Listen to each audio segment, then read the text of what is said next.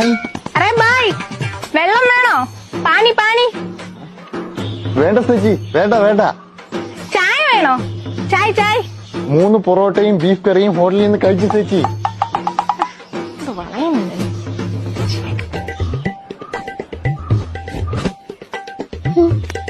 ബായ്ക്ക് എത്ര രൂപയുണ്ട് സാലറി?